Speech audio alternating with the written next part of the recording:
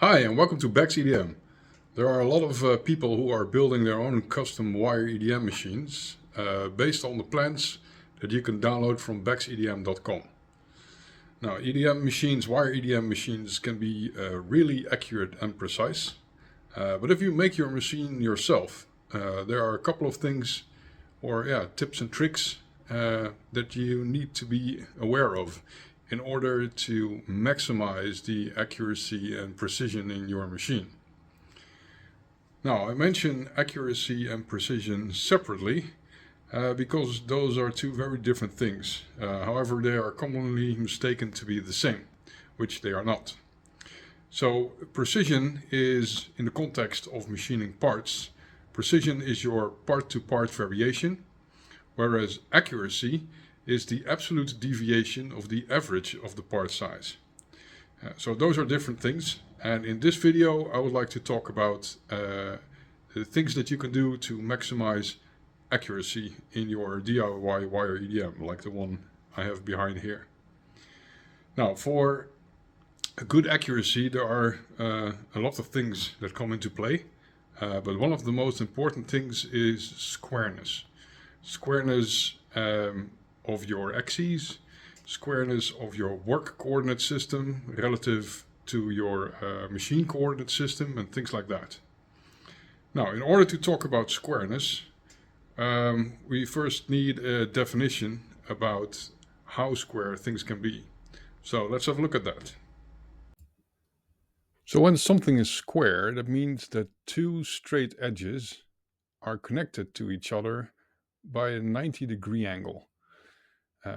That is what is meant by square. For squareness is actually the deviation from the ideal 90-degree angle. Now, if the angles get really accurate, that deviation becomes really small, and then it is more convenient to talk about a distance instead of an angle. And distances are easier to measure. Now, this is also given in the standard DIN 875. This standard describes accuracy classifications for squareness by listing the allowed deviation over a given length. For instance, if I want to have an accuracy class of 0 for an object that is 100 millimeters wide, then it can deviate by a max of 0.007 millimeters, which is 7 microns. So by measuring deviation then as travel instead of measuring an angle, you can quickly determine the accuracy of your squareness in your parts or in your machine axes or things like that.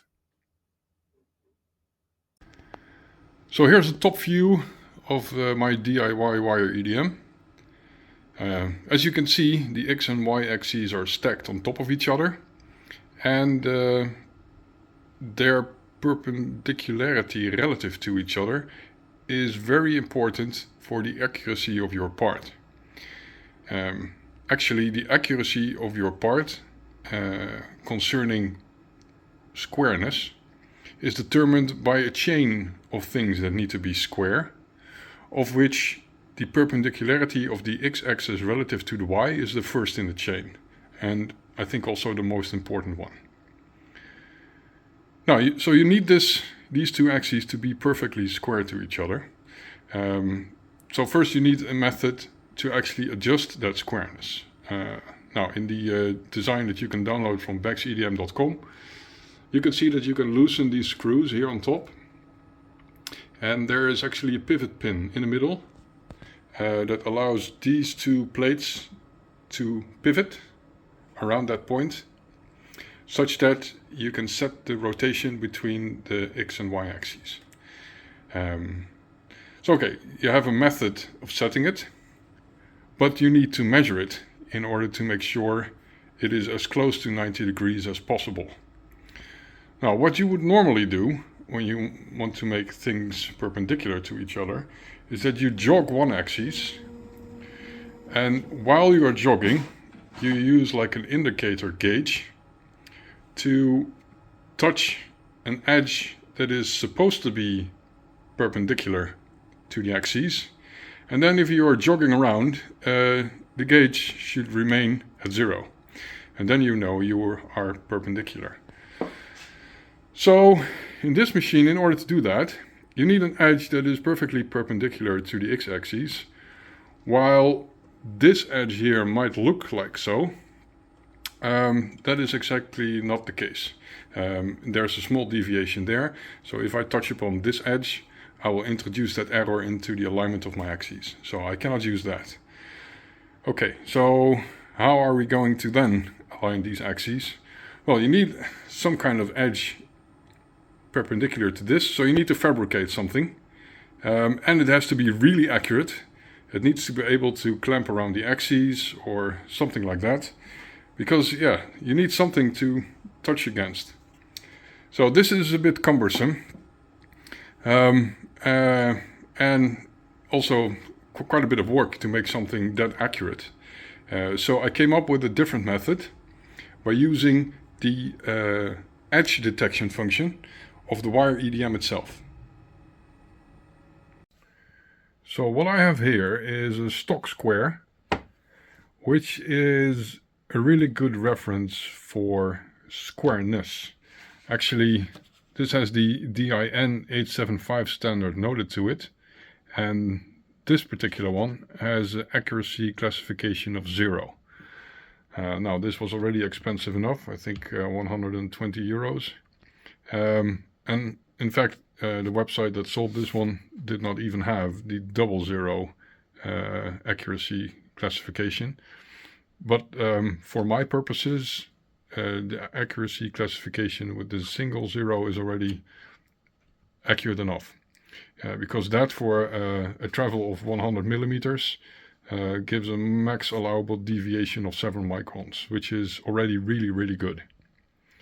Now I can use this reference in my wire EDM together with the Bex EDM software in order to make some smart measurements to determine how the X and Y axes need to be corrected for the perfect alignment. Okay, so I chucked the reference square onto my workpiece table, and now we are going to do some measurements in order to check what the squareness is between my X and Y axes. Now the way we're going to do that is by sensing 4 points, 2 on the x-axis and 2 on the y-axis. And then for each axis we're going to calculate what its rotation is about the z-axis compared to the machine coordinate system. So the rotation between the machine coordinate system and the work coordinate system, where the work coordinate system is the one that we are sensing. So we can use the Bex EDM arc generator and its edge detection capabilities in combination with the Bex EDM software written for Linux CNC in order to figure out how we are going to align the axes. So in Linux CNC there's a Bex EDM tab, and you go to work alignment. You can use that for a lot of things, but at this moment, for this problem to solve the XY alignment, we are only using it to measure angles. So we're going to start out on the left side here, which measures a rotation about the Z for the x-axis by probing 2 points, so the first point we're going to look in a downward, we're going to approach the work in a downward direction, and the same for the second point as well. Now, so first I'm going to jog a bit to the first point. You should pick these points such that they are spaced apart quite far, because then it improves accuracy. So I'm about next to the reference square. Then I press find the edge. The machine will approach the edge and will do its magic to find the coordinate, which it has now found. Now I'm going to the second position, just using the keys on my keyboard, the arrow keys. Okay, Second position, I'm going to find the edge in a downward direction.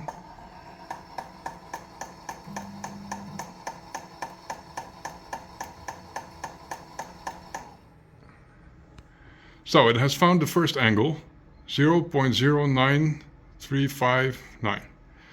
Okay, so that's the rotation in degrees about the z-axis for the x-axis.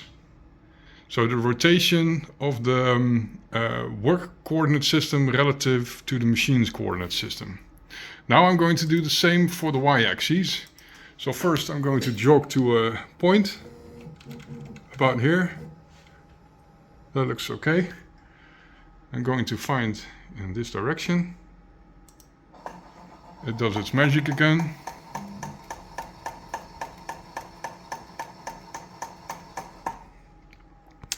That's the first coordinate found. Now I'm going to jog upward.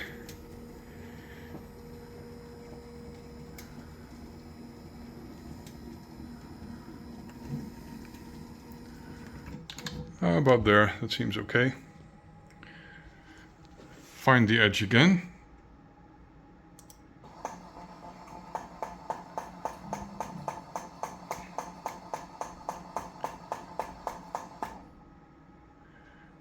Okay.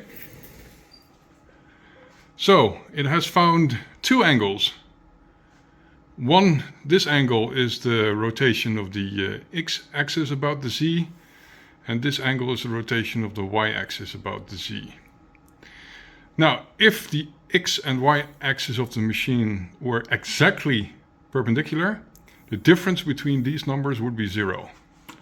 But let's calculate now what the actual difference is. So we have, I have a calculator here, 0.094. 102 minus the other angle is 0.093590. So here's the difference in degrees between my x-axis and y-axis. So if I take the tangent of this and I multiply that by a length of 100 millimeters times 100, I can see that the deviation is actually less than a thousandth of a millimeter, so less than a micron, which tells me that my axes are really well aligned by looking at the DIN 875 specification. This alignment is actually better than a 0-0 accuracy class. However, this alignment is not the absolute accuracy. This alignment is now the accuracy relative to the square I bought, which is still a single zero classification. So what I can tell now is that this machine with its current adjustments is accurate to slightly less accurate than the single zero digit classification, and ever so slightly, actually less than a micron accurate, which is crazy accurate. Now you can see the power of these tools. Okay, so if this would be a big number now, let's say, for instance, this is 0.1 millimeter. That means that the x and y axes aren't good aligned. And that means that over a travel of 100 millimeters, there's a 0.1 millimeter deviation. Now, what you would do then is you would take your gauge, you place it at 100 millimeters from the pivot point, you loosen the screws, you set the gauge to 0, and then you rotate the axis in the opposite direction to correct for the error. And that is, you can exactly set the gauge to the number that you calculated. Then you fix your screws and you measure again. And within a single go, your alignment will be perfect. So this software tool is really powerful. Okay, now I have covered the alignment of the accuracy of the squareness between X and Y. Now let's have a look at how to tackle misalignments between the work and the machine coordinate system. Okay, so I purposely set the square to be really off in a rotation about Z, so that I can demonstrate how you can correct for it. By the way, the reason why the mechanics do not allow you to adjust for a rotation about Z is simply because it makes the mechanics a lot simpler. And that is for a DIY machine beneficial, especially if you can solve the problem in another way, which is what I will show you now. So we have this misalignment. So if I now jog with my machine, so let me jog along the X direction. Maybe it's better to show it like this. So if I'm touching the wire here, and then I move along the X direction, clearly you can see that it's way off. So here I'm touching, and here, yeah, you can see that the coordinate system of the machine and work are very misaligned. Okay, now let's see how we can fix that. We can use the same tools or the same tab. And now I can choose which edge of my work I want to use to perform the alignment. So, well, I'm currently above the X edge now. So I'll use only the left side of the page. And I'll take a similar approach. The wire now needs to approach the work in a downward direction. So I click the downward arrow and wait until it has found the coordinate.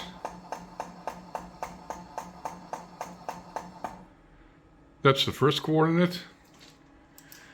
Then I manually jog to the second.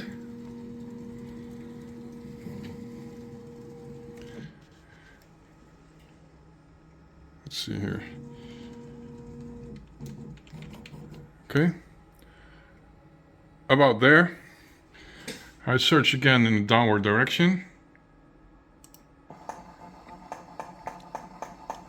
And now it will find a big angle for the misalignment. Yeah, the misalignment is now off by 4.449 degrees. Now this is where the magic happens.